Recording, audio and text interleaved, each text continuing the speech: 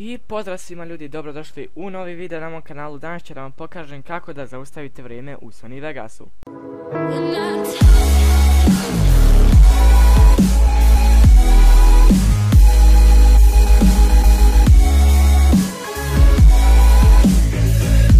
Pa ajde da krenemo. Sve što vam je potrebno jeste video u kojem želite da zaustavite vrijeme. Naprimjer, ja sam uzeo ovaj video koji je isječak iz jednog compilationa, to jeste funny compilation, pa ajde da vidimo. Znači, to je taj video. Ok, ja ću da zaustavim vrijeme tačno prije nego što je on pao. Znači, to bi bilo...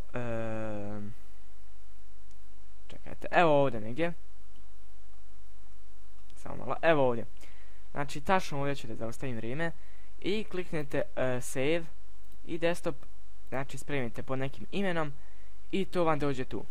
A također to vam dođe to vam dođe i na desktopu, kao što vidite. I znači sljedeće što treba da uradite jeste samo ovo malo da odmaknete i tu ubacite tu sliku. I pogledajte sada kako to izgleda. Znači, tačno se tu zaustavi i samo nastavi.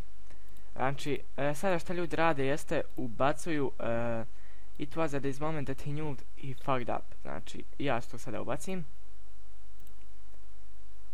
I možete da se igrate sa color correction malo. Evo da vidimo kako to sada izgleda.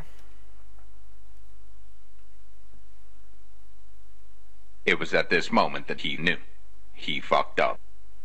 Ok, znači kao što ste vidjeli, sad možete da ubacujete znači sa video fix, pa možete da se igrate i sa bojama malo. I znači to bi bilo to što se tiče ovog tutoriala. Vidimo se u nekim od sljedećih videa. Ćao!